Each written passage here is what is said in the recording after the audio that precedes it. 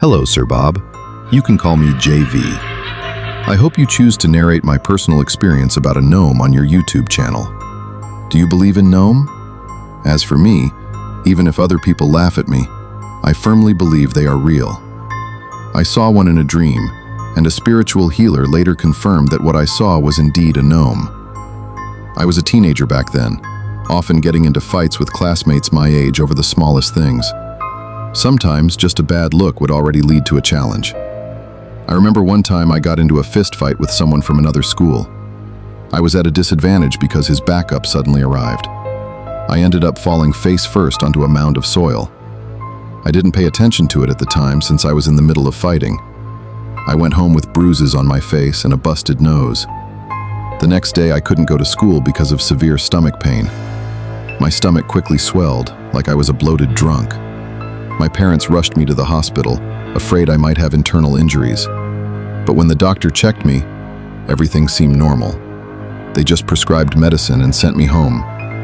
But my stomach didn't go back to normal, even after taking the medication. I kept writhing in pain until I eventually fell asleep. During that sleep, I dreamed of a small old man. He wasn't a dwarf, just child-sized, but clearly elderly. He was furious at me, hitting my stomach with his cane. When I woke up, we had a visitor. My stomach still hurt, so I stayed lying on the sofa. My father said the visitor was a spiritual healer named Alvin. Old man Alvin murmured something on my forehead, then blew on my head. He held my hands and examined my palms. What he said next shocked me. He described a small old man, brown-skinned with long but thin hair mixed with white and black. He had large ears and nose, and eyes that were almost closed. He wore a white shirt and loose white pants, rubber slippers, and carried a tall, black, polished wooden cane. It was exactly the same old man I saw in my dream. I hadn't told him anything, yet he knew, so I just nodded. Old man Alvin nodded too and said it was a gnome, and it was right at my feet. He said it was angry because I destroyed its home. I immediately remembered the mound of soil I had fallen onto. I apologized right away and said I would rebuild its home if it would just heal me. I didn't know something lived there.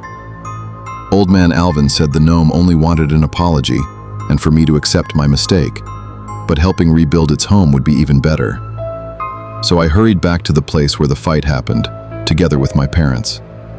That's when I noticed the area was grassy, but where the mound had been, nothing grew. It was like a 1-foot circle of bare, clean soil with no grass or stones. It was creepy because it was near our school, right by the roadside, yet no one seemed to notice it. I rebuilt the small mound as best as I could remember. It was about the size and height of a paint bucket. After fixing it, I apologized again. My mother even offered chicken and a bottle of soda before we left. I'm not joking, Sir Bob. Before we even got home, my stomach returned to normal. I was overwhelmed with fear and amazement. The next day, I was able to go back to school. But when I passed by that place again, the mound was gone. The whole roadside was just grass, thick grass, like nothing had ever been there. To this day, I have no idea where it went.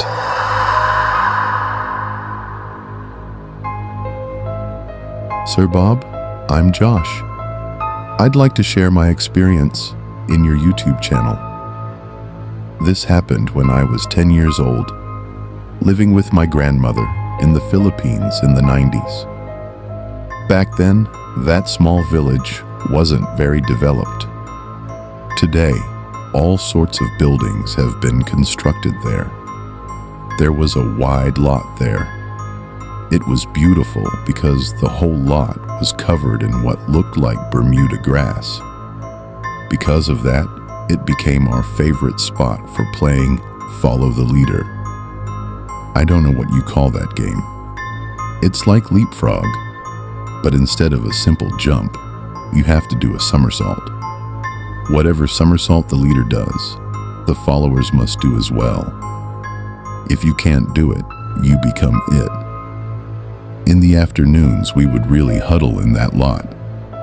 It was very relaxing, especially since there was a large acacia tree there, providing shade from the heat. However, sometimes while playing, I would feel something strange. It was as if, whenever I stayed under that tree, I felt like someone was watching us. I would check the surroundings, but there was no one else there. One day, something bad happened to me. When I did a somersault, I had a bad fall. I landed on the grass, but my head hit first. The impact was so strong that it felt like my brain had been shaken. My playmates were very worried. My vision was spinning, and I actually thought I was going to die. While I was dizzy from the bad fall, I looked toward the large tree. Sir Bob, there were two men standing there, looking at me. Both of them were laughing. Their appearance was terrifying because they were so pale. They looked like corpses. I just sat there. I wanted to run, but I couldn't keep my balance. After a few minutes, I felt a bit better. The dizziness faded, but my head really hurt. My grandmother rushed over. I thought she was worried, but she ended up hitting me. I was taken to the hospital, but was sent home for observation. The next day, I was out playing again, but I couldn't stop thinking about what I saw under the tree. I asked all my playmates who were there during the accident if there were two tall men under the tree at that time. I even described their appearance, but Sir Bob, not a single one of them saw anything like that. Even now, when I remember it, I still get chills. From then on, I never played in that place again. 2 years later, we left the Philippines and have stayed here in Ohio ever since. Good day, Sir Bob. You can call me Nia. I just want to share what happened to my children and nieces/nephews before All Souls Day. My kids were 5 and 3 years old. They often played with their cousins who were around the same age. Our houses were close to each other, so they played together often. One time, the kids found a new place to play, an empty lot with an unfinished house. The house had already been overgrown with grass and left abandoned. It was elevated, with a mound of soil about 3 feet high. The inside wasn't cemented, so grass grew inside too. The structure was complete but had no divisions, just one large square space, with one room that seemed like a bathroom. It had a simple metal roof, no fence, and piles of gravel and sand in front that the kids also played on. We often warned them not to play there because animals like dogs and cats would sometimes relieve themselves on the sand. My cousin Judith has a daughter, Carla, who has asthma, so she always watches her closely. One time the kids were playing house. Suddenly they went quiet.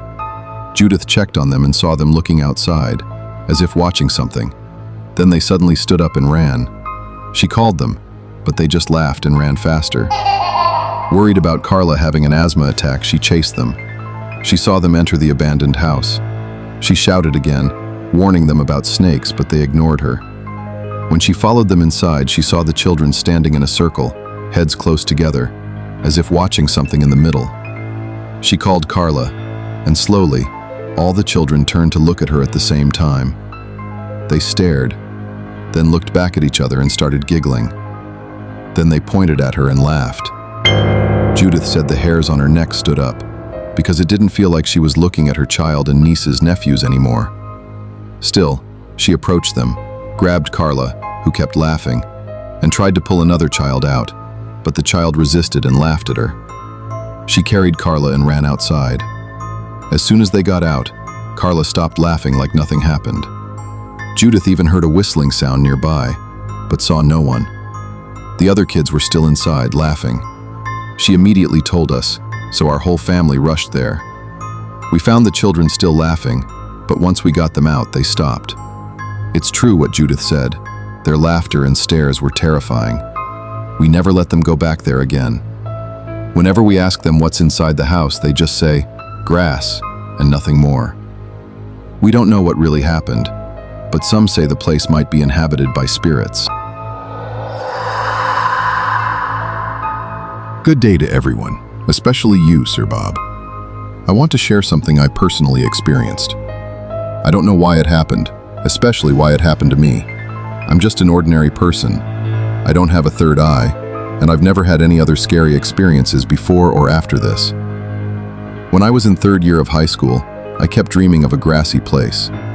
In every dream, there was a woman, covered in blood and mud, crawling and chasing me.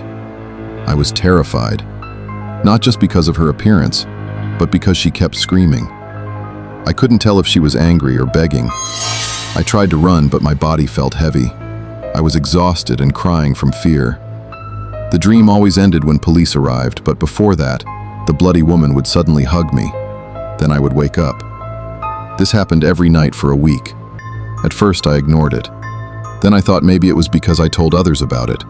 But when it happened again and again, I got scared. I told my parents. My father said he would bring me to a folk healer on Saturday. But that night, I had the dream again. I woke up and told him I couldn't take it anymore. The next morning, he took me to a folk healer. The healer whispered something on my forehead, and suddenly I saw the dream again in my mind. He told me to look around and remember the place. He said the answer might be there. I remembered a grassy area, a large cherry tree, and a well. We asked around and someone knew a place like that. When we got there, 2 villages away, I was terrified. There was the tree, but no well. Someone said it might be covered by tall grass. Even without the well, I knew it was the same place from my dreams. As the healer stepped into the grass, he suddenly stepped back. The smell of decay hit us. They went in and found a decomposing body of a woman near the well. It had been hidden by the grass. The woman was unidentified, but it was confirmed she had been raped. No one knew who she was. After her body was found, she stopped appearing in my dreams. I still don't know why she chose me. What's sad is, she never got justice. They called it the showers. To us, it was just another urban legend, a ghost story told by kids in the trailer parks of rural Tennessee. They said if you walked far enough into the woods behind the old quarry, you'd find a concrete bunker half buried in the earth. No doors, just a hole. And inside, rows and rows of rusted shower heads that never stopped dripping. My name is Joey, and in 1998, I was 12 years old. I didn't believe in ghosts, but I did believe in the look on my older brother's face when he came back from those woods for the last time. He didn't look scared. He looked empty. It was a Tuesday in July. The air was so thick you could wear it. Me and my friend Miller decided we were finally going to see it. We found the concrete slab. It looked like an old fallout shelter, but there were no markings, just a dark, rectangular maw leading down into the dirt. We turned on our flashlights. The beam hit the stairs, steep, slick with a black, oily moss. As we went down, the temperature dropped. It went from 90 degrees to 40 in a matter of steps. And then, the smell hit us. Not rot, not death. It smelled like bleach. Overpowering, stinging, chemical bleach.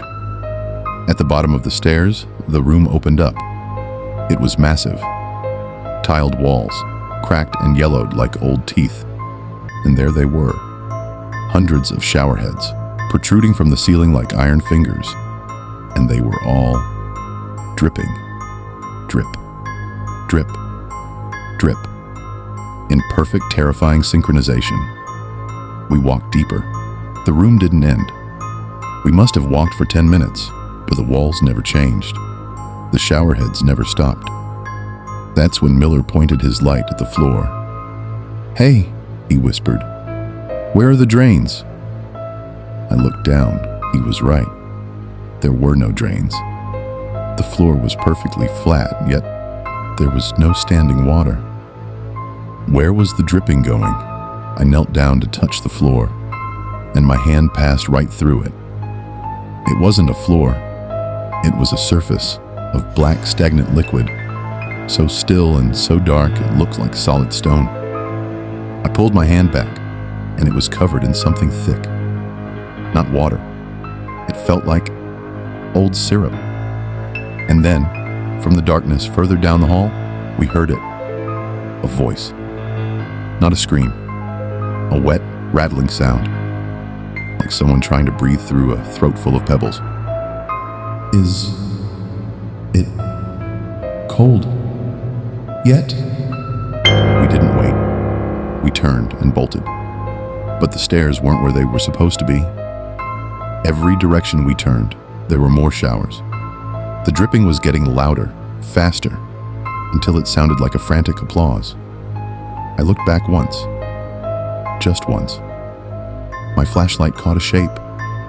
It was tall, too tall, standing under one of the shower heads. It wasn't moving, but its skin looked like it had been soaking in water for 1,000 years. White, wrinkled, peeling away in long, soggy strips. It reached up and turned a handle that wasn't there, and instead of water, something red and thick began to pour over it. It didn't scream. It started to hum. We found the stairs by sheer luck. We burst out into the sunset, the Georgia heat hitting us like a physical blow. We ran until we hit the road and never looked back. Miller moved away a month later. We never spoke about it again. But sometimes, when I'm in a public restroom or a gym locker room, I'll hear a pipe rattle. I'll see a drop of water fall from a shower head, and I'll wonder if that thing in the woods is still under there, waiting for the water to finally turn cold. Be careful where you explore. Some places weren't built for us. Good night.